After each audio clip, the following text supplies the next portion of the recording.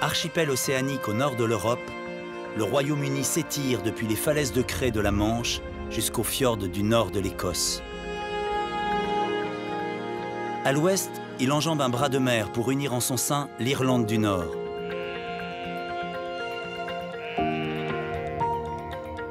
Ses 16 000 km de côte, ses reliefs contrastés et son grand écart de latitude ont influencé une répartition très inégale de la population.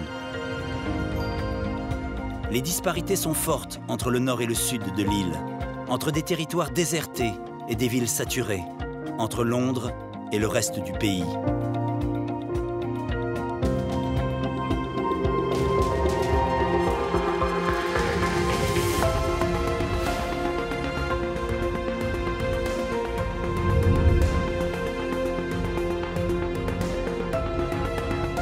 C'est en régnant sur les mers que le Royaume-Uni a étendu son territoire par-delà ses frontières, développé son commerce et bâti un empire qui culmine au début du XXe siècle.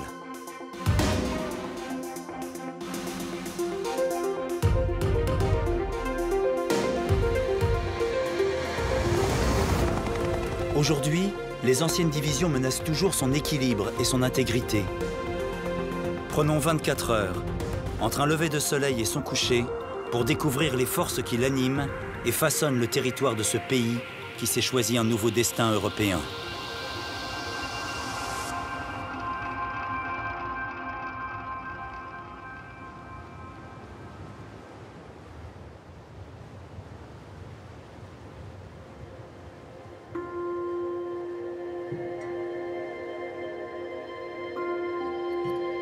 De nuit, seules brillent les lumières des principales villes du pays.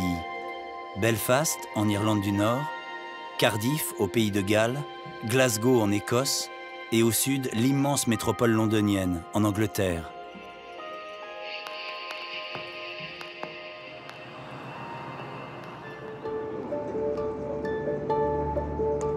Il est 5 heures du matin.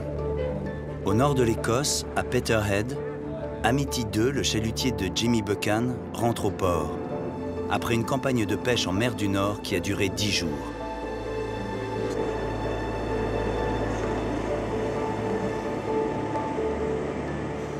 On est déjà au boulot quand la plupart des gens sont encore au lit.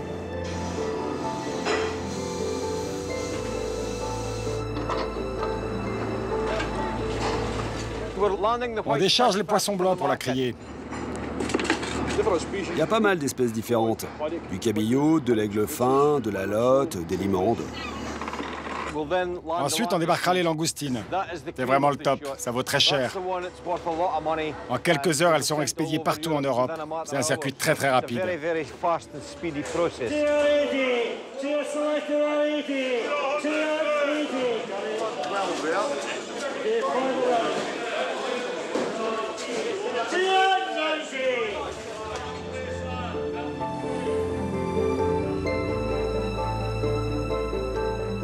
À l'autre bout de la grande île, dans l'extrême sud, le balai des trains de marchandises qui empruntent le tunnel sous la Manche a déjà commencé. Le tunnel a 20 ans. Il a arrimé le Royaume-Uni au continent européen, devenu son premier partenaire commercial.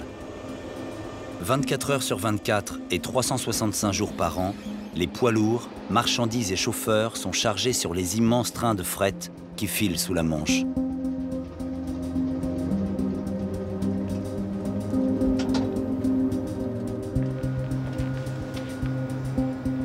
Le flux s'exécute sous la supervision étroite des techniciens du terminal anglais de Folkestone.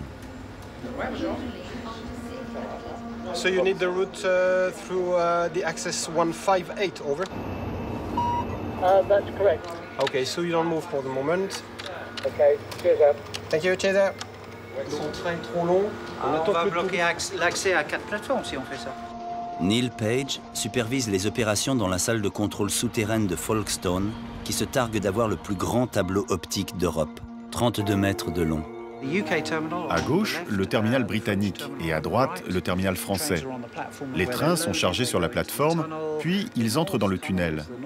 Le tunnel nord est le tunnel normal pour les trains qui circulent du Royaume-Uni vers la France. À la sortie, le train effectue une boucle pour être déchargé, puis il est rechargé et retourne au Royaume-Uni par le tunnel sud. La première année d'exploitation, on a eu environ 100 000 navettes de fret. Et aujourd'hui, on transporte 1,6 million de camions. Autant dire que l'augmentation du trafic a été phénoménale. Déchargés des navettes, les poids lourds empruntent la M20 en direction de Londres. À cette heure matinale, le trafic est intense. Il leur faudra 2 heures pour parcourir les 100 km qui les séparent de la capitale. Si le tunnel concentre les échanges avec l'Europe continentale, la Grande Île compte aussi plusieurs grands ports qui la relient à ses partenaires d'import-export dans le monde. L'Allemagne, les Pays-Bas et les pays du Nord, mais aussi les États-Unis et la Chine. Aujourd'hui, la moitié des échanges de marchandises se fait encore par la mer. Dans le sud, à la latitude du tunnel, les ports de Bristol, Southampton ou Felixstowe, qui rayonnaient déjà au temps de l'Empire, sont toujours là, en ordre de marche à 6 heures du matin.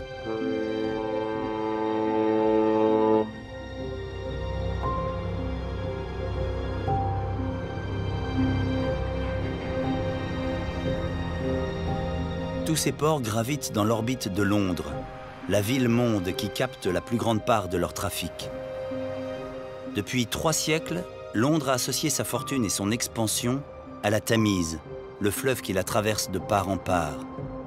Les bateaux venus du monde entier déchargeaient leurs marchandises sur les kilomètres de quais qui longent la Tamise jusqu'au centre de la ville.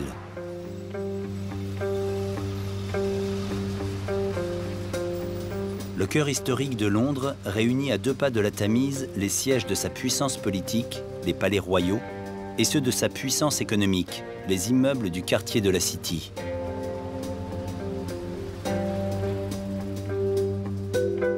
Face à la City, voici le Shard, haut de 310 mètres, inauguré en 2012, planté au cœur du vieux Londres comme pour symboliser sa vitalité et son incroyable dynamisme. Il est bientôt 8 heures et au siège de la Bourse de Londres, les cloches vont sonner l'ouverture des marchés. La City est une enclave de 3 km² qui bénéficie de lois fiscales très avantageuses, raison pour laquelle des centaines de banques, la moitié des assureurs de la planète et 80% des fonds d'investissement s'y sont implantés. 1 milliard de dollars s'y échangent chaque minute. Autrefois à la tête d'un immense empire commercial, la capitale est aujourd'hui devenue une place financière centrale, connectée au reste du monde grâce à un vaste réseau de câbles sous-marins à fibre optique. Plus rapide que les liaisons satellites, ces connexions à très haut débit relient Londres à New York, Hong Kong ou Tokyo. Résultat, les opérations boursières se traitent 1 million de fois plus vite qu'il y a 10 ans. Un trading haute fréquence qui a révolutionné les marchés.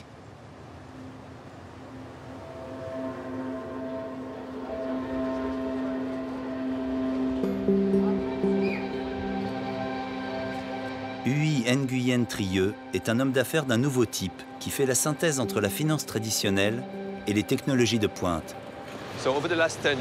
Ces 10 dernières années, plus d'1 million de personnes ont emménagé à Londres. La ville est devenue la capitale mondiale de la FinTech. Elle concentre toutes les innovations liées à la technologie et à la finance.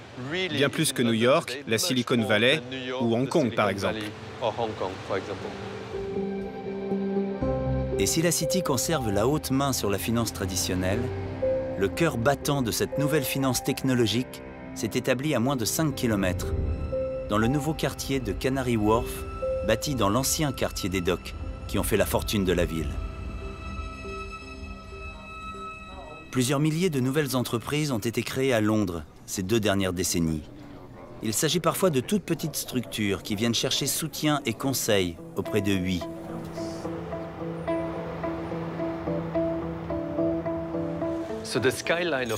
Ces 10 dernières années, le visage de Londres a totalement changé. Aujourd'hui, il y a le Shard, la râpe à fromage, la tour Heron. Toutes ces tours n'existaient pas il y a 5 ans. Elles sont là parce que le gouvernement a été très proactif en encourageant le développement des startups au Royaume-Uni.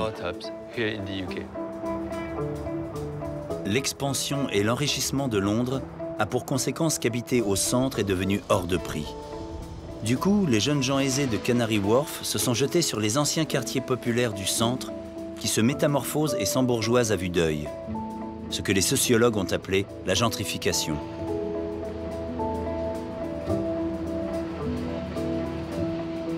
La capitale britannique est aujourd'hui une des villes les plus chères du monde pour se loger. À 5 km de la City, le prix moyen du mètre carré se négocie autour de 12 000 €. À 3 km, entre 15 000 et 18 000 €. Pour atteindre au centre-ville un prix moyen proche de 25 000 €. Londres est loin de se réduire au centre historique et aux quartiers situés de part et d'autre de la City. Londres est immense et continue d'attirer plus de 100 000 personnes chaque année. Le Grand Londres compte 32 arrondissements qui portent les limites de la ville proprement dite à 25 km des palais royaux du centre. Il regroupe à lui seul 8 600 000 habitants. Au-delà de ce Grand Londres, après une ceinture verte créée en 1947 comme un poumon de verdure, commence l'ère métropolitaine. Un espace très densément peuplé, où dès les années 60, avec la création de villes nouvelles comme Milton Keynes, les banlieusards tentent d'échapper au phénomène de la congestion urbaine. 15 millions de personnes résident dans cette ceinture métropolitaine. C'est l'espace d'extension maximale du commuting qui étend son rayon à 150 km de la capitale. Au total, Londres et sa banlieue représentent donc environ 23 millions d'habitants, plus d'un tiers de la population du Royaume-Uni sur un cinquième du territoire. Londres est donc la capitale hypertrophiée d'un pays inégalement habité.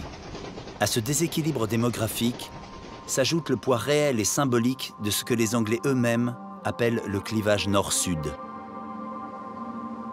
Pour la plupart des Britanniques, le clivage nord-sud est une donnée évidente, intégrée à la représentation collective qu'ils ont du royaume.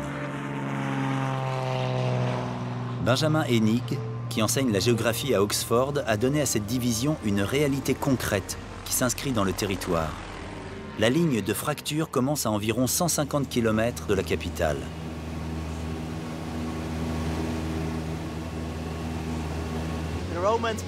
La Fosseway est une voie romaine. C'est la première frontière occidentale de l'Empire romain avant la conquête de terres plus au nord. Les premières traces de cette rupture entre le nord et le sud.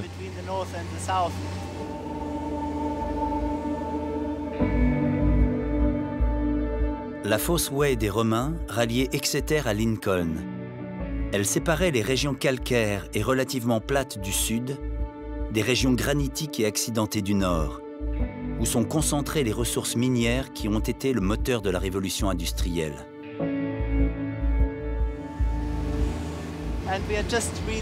Nous sommes en train de survoler la ligne qui sépare ces zones géologiques. C'est ici que l'industrie est née.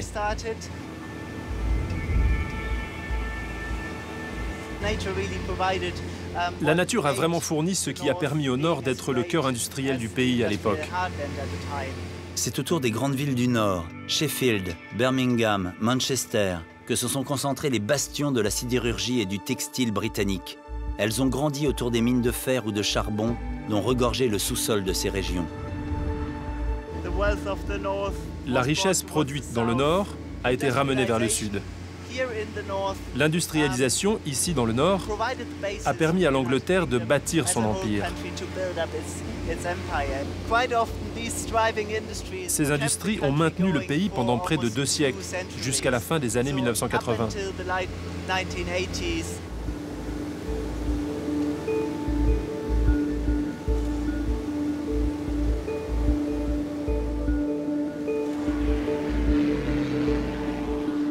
À 250 km au nord de Londres, Sheffield a été la capitale de l'acier britannique. La ville a été un foyer pour l'innovation sidérurgique, puisque c'est là qu'a été inventé l'acier inoxydable. L'acier de Sheffield est renommé. Voici l'une des plus petites aciéries. C'est l'une des rares à être encore en service.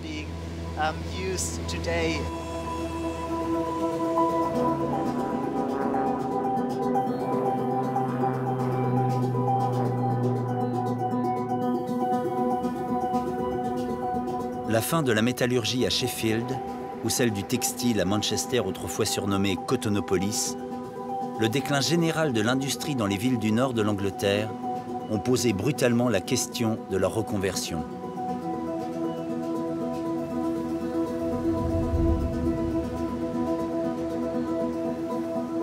Au nord-ouest de Sheffield, Liverpool est une autre ancienne grande cité industrielle. Mais c'était aussi et avant tout un port florissant.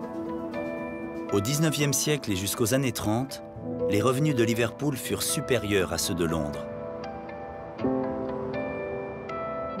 Entre 1931 et 2001, la ville a perdu plus de 400 000 habitants, la moitié de sa population. Aujourd'hui, elle se repeuple doucement. Mais c'est d'abord les touristes que Liverpool a entrepris d'attirer. C'est la ville des Beatles et son port est classé au patrimoine mondial de l'UNESCO. «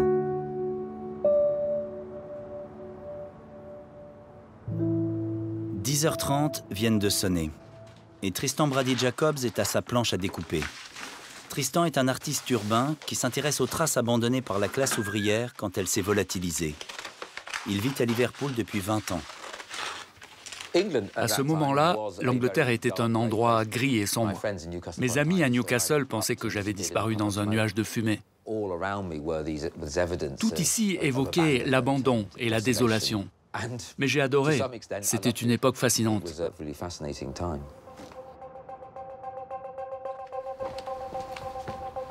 Pour mener ses recherches et ses interventions artistiques, Tristan parcourt la ville dans tous les sens. On est dans le Baltic Triangle, l'un des derniers espaces industriels. À droite, le vieux Canada Dock est devenu l'un de ces espaces pas très chaleureux, où les anciennes usines ont été rasées et où les concessionnaires automobiles poussent comme des champignons.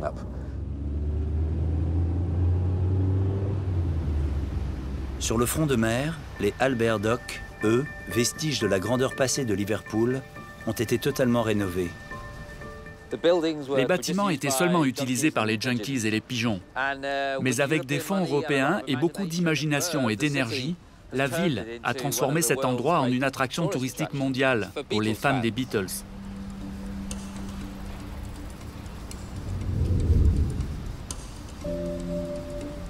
Liverpool a toujours été une ville pleine d'audace, comme les filles le vendredi et le samedi soir. Maquillées, bariolées comme des papillons qui vont mourir au bout de la nuit. Mais elles ont de l'audace.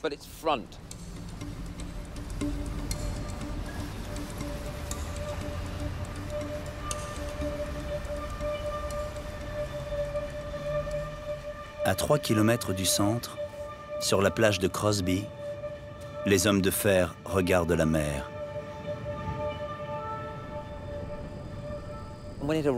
Quand l'œuvre a été installée, sa poésie a été immédiate. Ces petites silhouettes noires s'accordent avec le paysage, avec ses étendues de sable.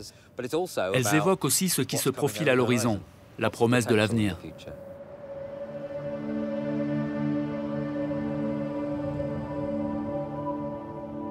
« 20 ans que les hommes de fer regardent la mer avec obstination.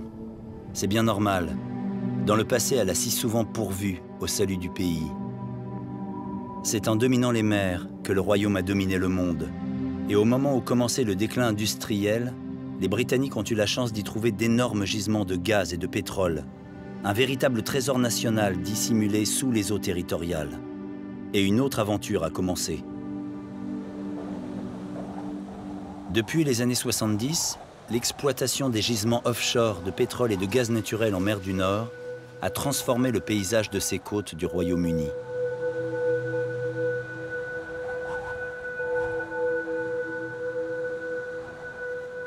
Au nord-est de l'Écosse, la ville d'Aberdeen tout entière s'est tournée vers les richesses des hydrocarbures de la mer du Nord.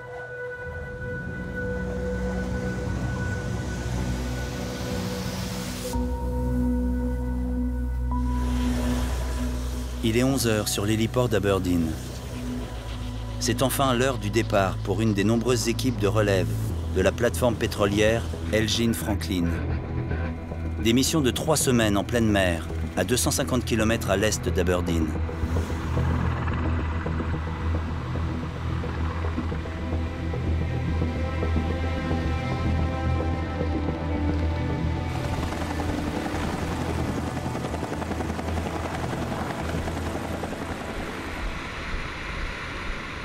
Voici le cœur du dispositif.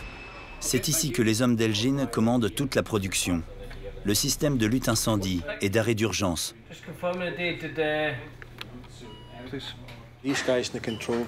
Depuis la salle de contrôle, ces hommes peuvent commander toute l'installation, jusqu'à la moindre valve.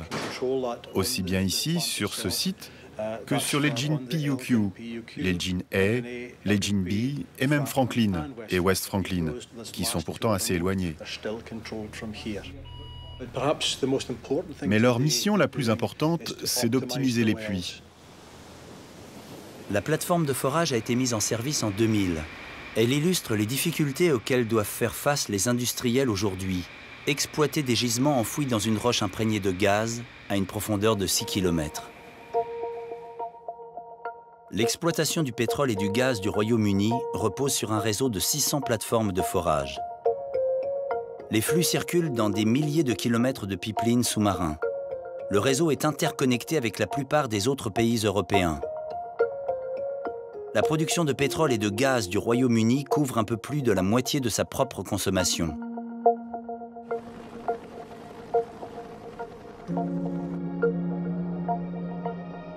Depuis une quinzaine d'années, la production de pétrole britannique a baissé de moitié.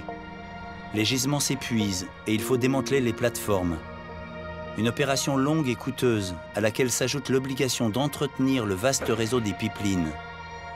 Comme ses voisins européens, le pays doit réviser son modèle énergétique. Il l'a fait en exploitant au maximum les sources d'énergie renouvelables dont l'a doté la nature. Et en premier lieu, le vent, qui souffle avec générosité sur la quasi-totalité du royaume.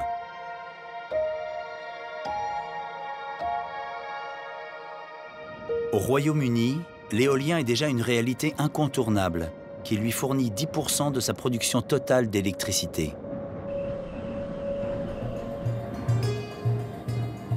Avec 1452 turbines réparties dans 27 sites, le Royaume-Uni s'est hissé en 2015 au 2e rang mondial de l'industrie éolienne offshore, derrière l'Allemagne et devant la Chine. Le Royaume-Uni possède une autre source d'énergie pleine de promesses, l'énergie marémotrice. L'archipel se situe à la confluence de plusieurs mers. Manche, mer du Nord, mer d'Irlande, océan Atlantique. Quand leurs eaux se rencontrent, la vitesse des courants, l'amplitude des marées augmente considérablement.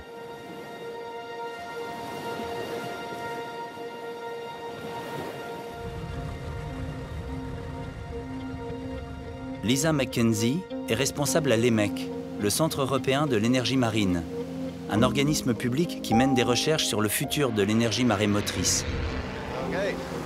Au nord de l'Écosse, l'archipel des Orcades est le grand laboratoire mondial de cette énergie. Depuis 2 décennies, toutes les entreprises impliquées dans son développement viennent y tester leurs prototypes de turbines hydrauliques. On arrive sur le site de test. La plateforme OpenHydro est juste devant nous. Pour l'instant, la turbine est hors de l'eau. Elle fait 6 mètres de diamètre, c'est très volumineux.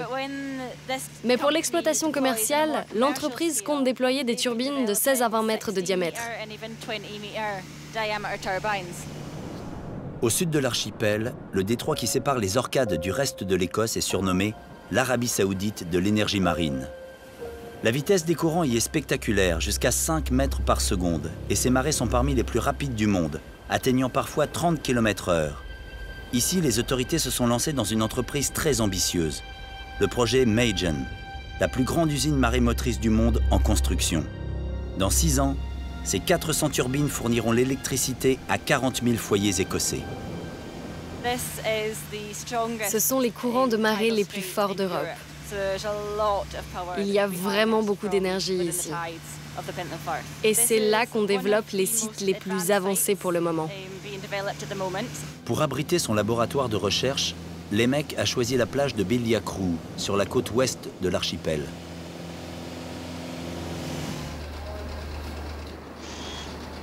Les techniques mises au point à l'EMEC s'intègrent dans une stratégie commerciale. La technologie que l'on teste ici aux Orcades va avoir besoin d'un nouveau marché. Et les mecs voudra vendre sa technologie non seulement au Royaume-Uni ou en Europe, mais aussi aux Amériques et en Asie.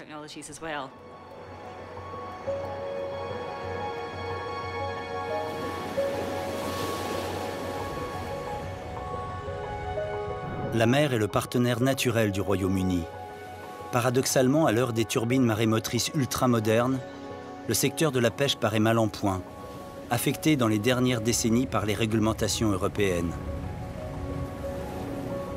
À 50 km au nord d'Aberdeen, Peterhead est de loin le port le plus actif du Royaume-Uni.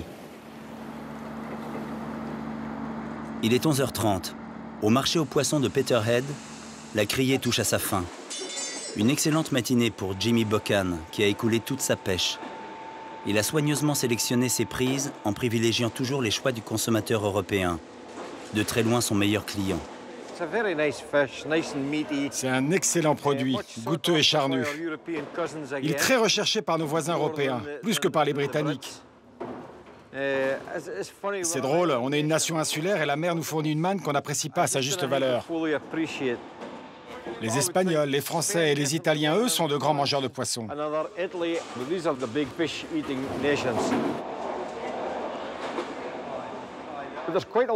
Il y a beaucoup de calamars aujourd'hui. 500 caisses, c'est beaucoup, même pour un grand marché comme ici. C'est une pêche très lucrative. Et surtout, il n'y a pas de quota sur le calamar.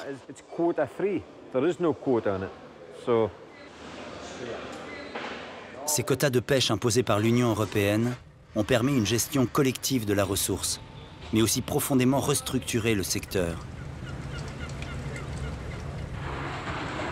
À Peterhead, en 25 ans, les 3/4 de la flotte locale ont disparu. J'ai 40 ans de métier derrière moi. On a appris de nos erreurs et j'espère qu'on aura un avenir.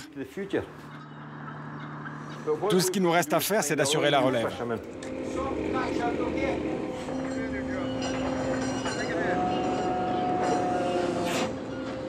Aujourd'hui, pour continuer à vivre des ressources de la mer, nombreux sont ceux qui ont abandonné leurs bateaux, les filets et les sorties en mer. Le métier change. Les pêcheurs écossais sont remplacés par les éleveurs de saumon. Un secteur qui affiche une indéniable santé, au point qu'elle en modifie le paysage. La plupart des fermes d'aquaculture sont situées dans l'archipel des Orcades, aux îles Shetland et sur les côtes nord et ouest de l'Écosse.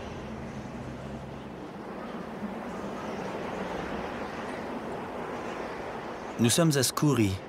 À la ferme Loch Duart, comme tous les jours, c'est l'heure de se rendre au bassin pour réoxygéner l'eau des saumons.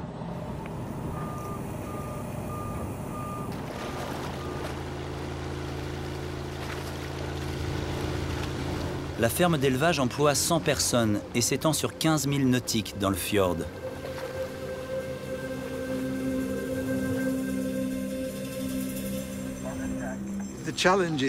Notre défi, c'est que cet endroit est idéal pour élever des saumons, mais aussi très difficile, car la nature est sans pitié.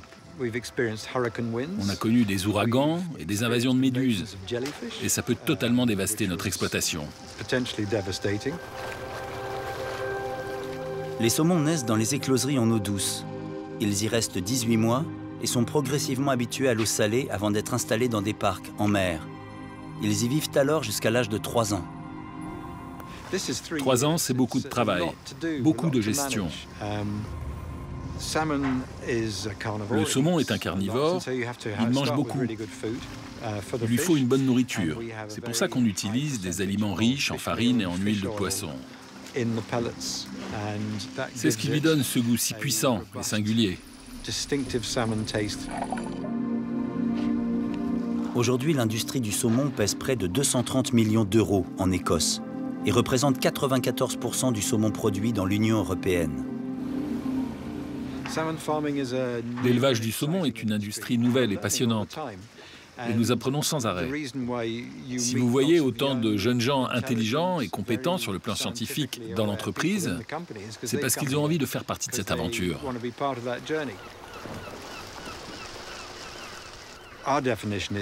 Notre credo, c'est d'être en mesure de continuer cette activité dans 100 ans et même dans 200 ans. Quand on y pense, c'est une bonne ligne de conduite. Il est 13 h, l'heure du repas pour les éleveurs de Loch Duart qui font cette pause à proximité des bassins.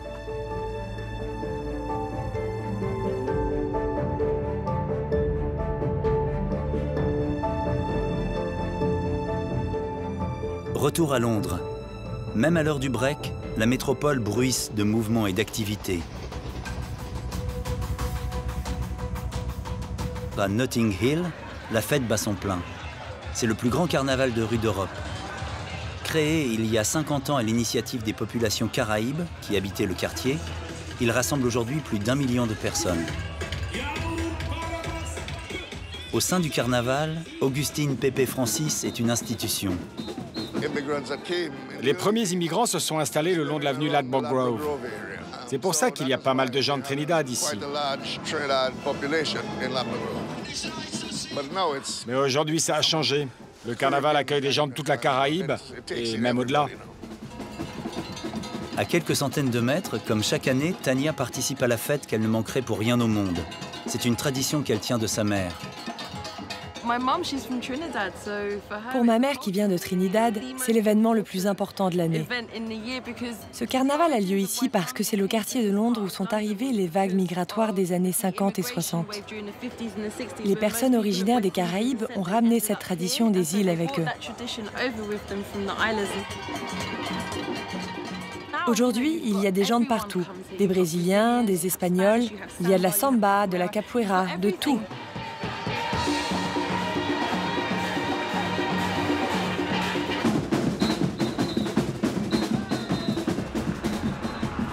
En raison de la hausse des prix de l'immobilier, la communauté caribéenne a dû quitter le quartier de Notting Hill et le centre-ville de la capitale. Londres est en fait constituée d'une mosaïque de quartiers dans lesquels coexistent les descendants des diverses communautés de l'ancien Empire britannique. Une grande vague d'immigration a été celle des populations venues du sous-continent indien dans les années 60 et 70.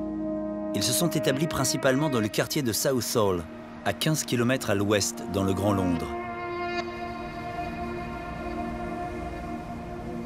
Dans Southall, baptisé Little India, les échoppes, les restaurants sont presque exclusivement tenus par des Britanniques d'origine indienne et pakistanaise. Southall compte aussi une très importante et influente communauté sikh. Le Gurdwara de Southall est le plus grand temple sikh d'Europe, bâti grâce aux cotisations de ses membres. C'est à la fois un lieu de culte, de réunion et d'entraide. On y sert tous les jours à manger aux pauvres du quartier. Même si les Indiens y sont majoritaires, Southall brasse bien d'autres communautés immigrées. Régulièrement, de nouvelles vagues de populations étrangères s'installent à Londres, s'y font une place. La capitale britannique est une mosaïque en transformation permanente.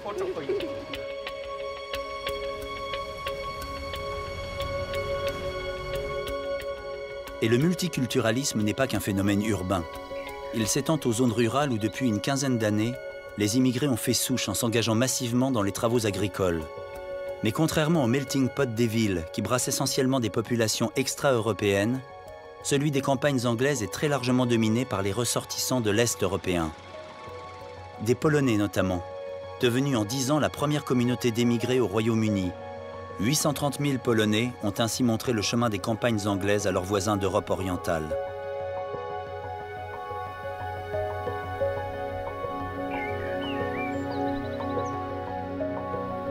Dans la ferme de Shegworth, dans le Kent, le ramassage des pommes s'effectue à la main.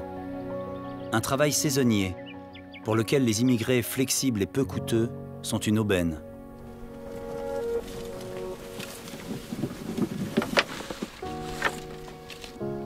Je viens de Lituanie. Mes amis sont de Pologne, de Roumanie et de Bulgarie. Je suis arrivée il y a 4 mois, en juin. Après la saison, je repartirai. J'aime beaucoup cette ferme.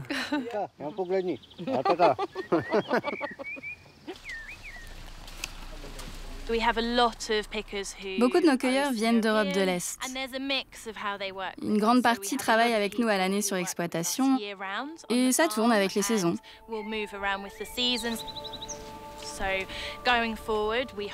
Nous espérons qu'une stratégie claire sera mise en œuvre pour qu'à l'avenir, nous ayons encore accès à ces personnes qui veulent venir travailler pour nous. L'exploitation de cette main-d'œuvre européenne est possible grâce à la très grande flexibilité du marché du travail britannique. Avec le Brexit, la libre circulation vers le Royaume-Uni va se restreindre.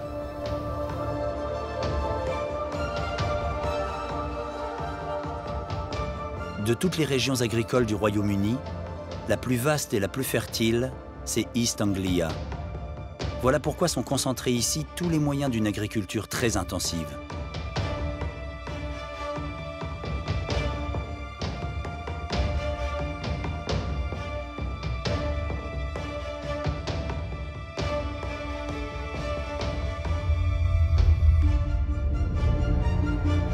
Les fermes y sont immenses, atteignant parfois plus de 1000 hectares. Légumes, oléagineux, blé, orge, betterave, colza, maïs, pommes de terre y sont cultivés de manière industrielle.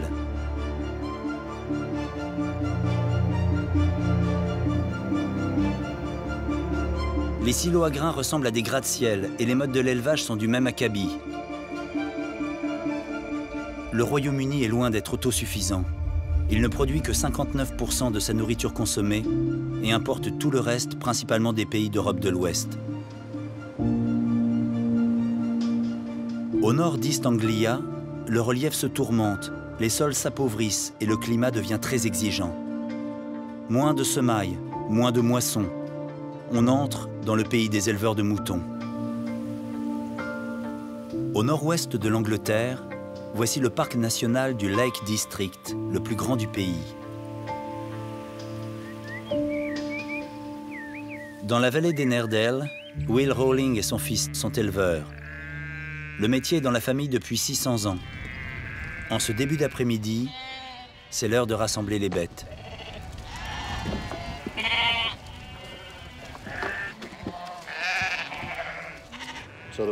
Pour l'élevage, on se sert des qualités naturelles de la race Herdwick, notamment sa capacité à survivre dans des zones où d'autres moutons ne tiendraient pas.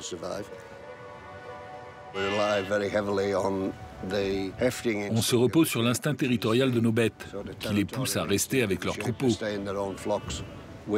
On sait toujours plus ou moins où retrouver la majorité d'entre eux.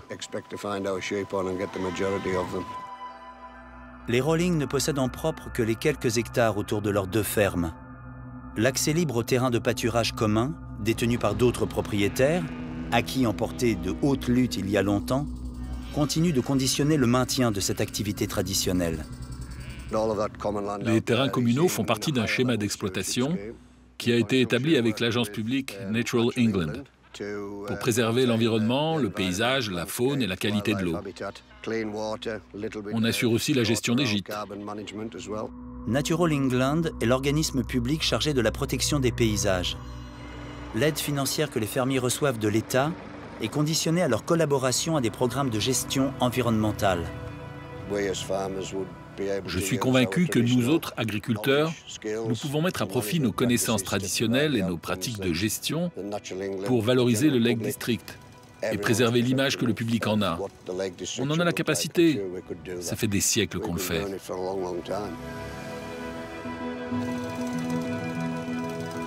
Le maintien d'exploitation comme celle des Rowling est primordial dans un pays où la plupart des agriculteurs louent la terre qu'ils travaillent aux grands propriétaires fonciers.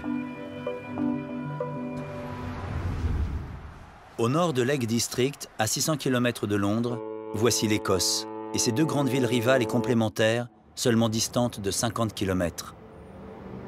À l'ouest, Glasgow, sa capitale économique.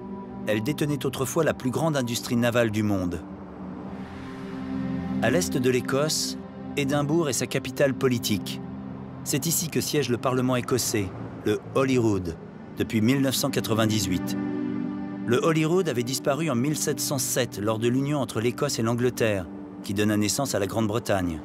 Sa renaissance exauce une vieille revendication écossaise. Il est enfin possible de réformer le régime de la propriété foncière locale qui demeurait pétrifié dans son statut féodal.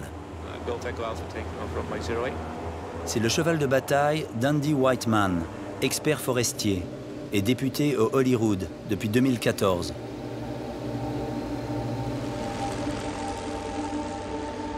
Jusqu'à la fin du XVIIIe siècle, les Highlands sont demeurés à l'écart du monde et même du reste de l'Écosse, qui avait commencé à se moderniser. La plupart des fermiers n'étaient pas propriétaires, mais locataires. Pendant des milliers d'années, l'Écosse a subi un système foncier féodal. Son histoire foncière est très différente de celle qu'a connue l'Europe continentale après la Révolution française, où l'aristocratie a été balayée. Il n'y a pas eu de révolution aboutie en Grande-Bretagne. L'aristocratie a donc gardé de vastes domaines qui ont conservé leur pouvoir politique. La région, aux mains de très grands propriétaires fonciers, a échappé jusqu'à nos jours au contrôle d'Édimbourg. Nous survolons actuellement un grand domaine, Blackwood Estate, qui appartient à Mohamed Al-Tajir des Émirats Arabes Unis. Là, c'est un autre domaine, plus petit, Aberrokill Estate. Il est détenu par un oligarque russe. En fait, je ne sais pas vraiment qui est le propriétaire.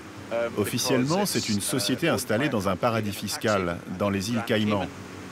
C'est devenu un enjeu politique en Écosse. Le public veut savoir qui possède la terre.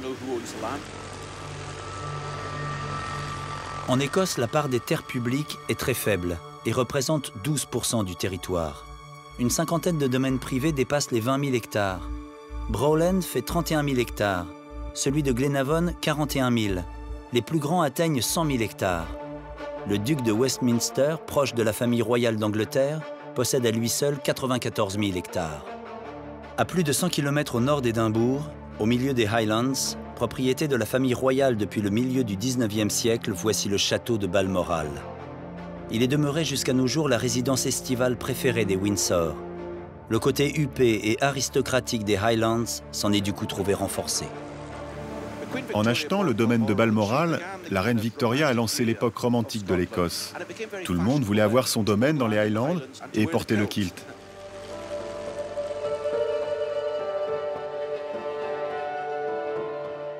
Depuis que Balmoral a été racheté par la reine Victoria, un village a été particulièrement mis en lumière, le village de Braemar.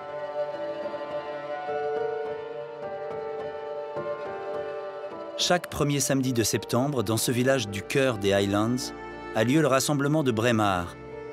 Depuis 1832, il accueille les plus célèbres Highland Games du pays.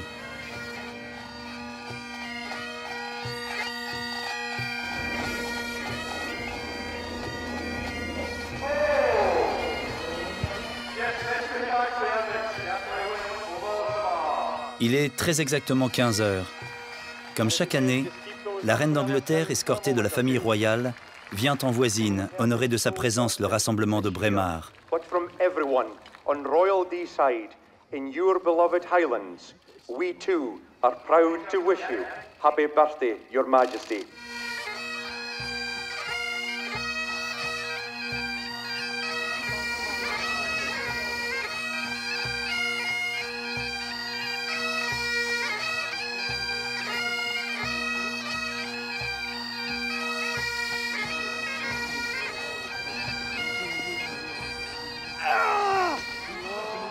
Au cœur de cette grande messe folklorique, nous retrouvons Nathalie Duclos, maître de conférences en civilisation britannique.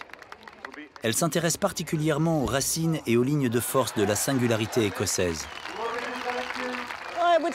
L'Écosse est fière de ne pas avoir été conquise, à la différence d'autres petites nations des îles britanniques. L'union de l'Écosse avec l'Angleterre est très différente de celle des Gallois et des Irlandais. Parce qu'en réalité, le pays de Galles et l'Irlande ont été conquis par l'Angleterre. Ce n'étaient pas des unions volontaires. L'union entre l'Écosse et l'Angleterre, elle, est un processus volontaire et ça change tout. Get the drop in straight away and lock the left leg out. Let's go tight and make them work for it. You're strong. You are strong.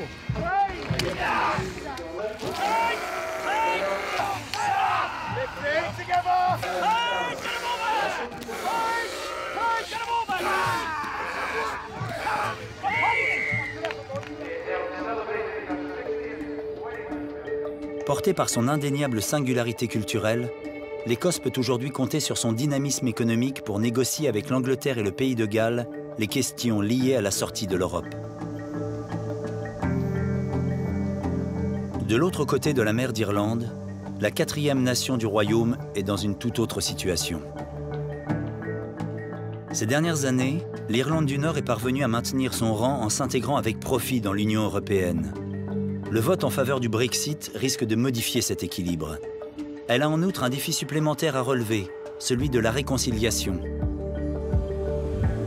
Belfast, la capitale du 4e royaume, est une ville où la ségrégation demeure réelle. Elle est traversée de murs et de barrières qui séparent les communautés catholiques et protestantes. Ces séparations de fer, de briques et de béton, appelées officiellement murs de la paix, devaient être provisoires, mais elles sont toujours debout. En 2013, le gouvernement britannique a annoncé leur destruction programmée d'ici 10 ans. Mais la promesse paraît difficile à tenir. Kieran Shannon, travailleur communautaire pour l'association Intercom, veut convaincre les habitants d'accepter de voir tomber ces murs. Shankill Road est connu dans le monde entier. De l'autre côté du mur, il y a Falls Road, un quartier républicain. En réalité, ce sont des murs de ségrégation bâtis pour séparer les communautés. Aujourd'hui, ils attirent les touristes comme autrefois le mur de Berlin. Mais le problème communautaire persiste à Belfast et dans le reste de l'Irlande du Nord.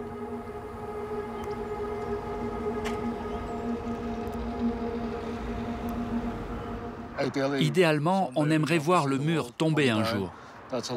Les choses commencent à bouger, mais il y a encore beaucoup de chemin à parcourir.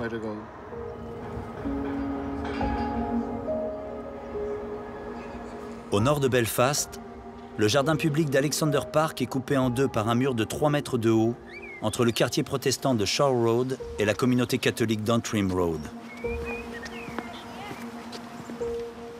Depuis 2011, il existe une porte dans le mur. Le sergent Nick Williams a la responsabilité de l'ouvrir chaque matin. Nous voulons que nos jeunes puissent aller et venir, se rencontrer, jouer au foot. C'est très important pour la communauté. Pour Nick, la porte ouverte dans le mur d'Alexander Park montre le chemin à suivre, même si aujourd'hui la paix reste un défi au jour le jour. Dans un monde idéal, personne ne voudrait d'une société avec tous ces murs et ces séparations. Nous veillons sur toute la ville et sur tout le pays. Mais nous ne sommes pas naïfs. La menace est bien réelle et nous devons la prendre en compte. Il est 18 h. Les quartiers vont se replier sur eux-mêmes pour la nuit.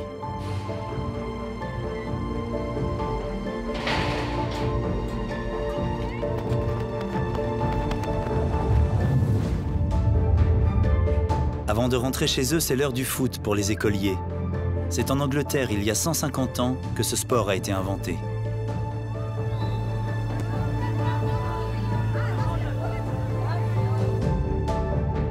Chaque ville, grande ou petite, a son stade, son équipe et ses supporters. Le football semble ignorer le clivage nord-sud, puisque Liverpool et Manchester possèdent des clubs parmi les plus riches et les plus titrés du pays. Pourtant, en 2016, c'est un club sans gros moyens, celui de Leicester City, qui a remporté le championnat d'Angleterre à la surprise générale.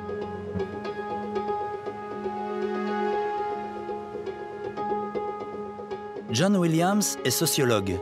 Il a consacré sa vie à étudier l'importance fondamentale du football pour la société anglaise. Ici, le football illustre parfaitement les tensions entre le nord et le sud de l'Angleterre. C'est lié au fait qu'au départ, c'était un sport amateur. Il tire ses racines des écoles privées, donc il vient des classes supérieures. Le Nord peut s'enorgueillir d'avoir de grands centres de football, Manchester, Liverpool, Newcastle, mais il y a toujours cette tension sous-jacente. Pour le club de Leicester, la victoire de 2016 a été un immense bonheur. La ville a tout d'un coup pris une nouvelle visibilité sur la carte de la Grande-Bretagne. Le monde entier s'est emballé et s'est pris de sympathie pour l'outsider qui arrive à battre les géants et à briser les logiques du foot business. La victoire de Leicester City a annoncé le retour du sport. Quand on a la bonne équipe, peu importe les moyens financiers, on peut gagner. Ça a été un moment sportif très fort.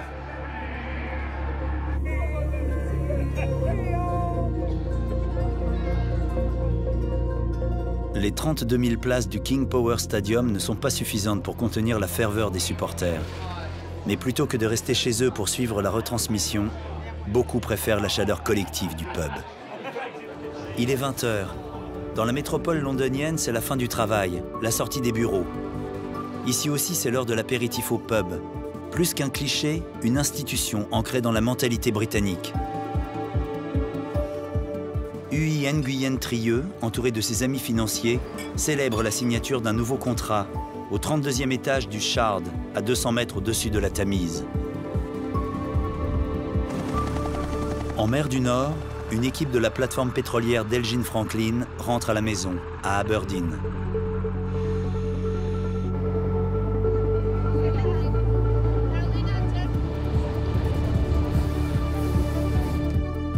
Il est 23 h. Une journée s'achève au Royaume-Uni. Le rythme des pulsations s'atténue. Mais dans la nuit, le cœur de l'économie monde continue de battre. Aujourd'hui, le pays s'engage sur un nouveau chemin pour rester au premier rang des puissances économiques mondiales. Y faire participer ces 4 nations d'un même élan est son défi pour l'avenir.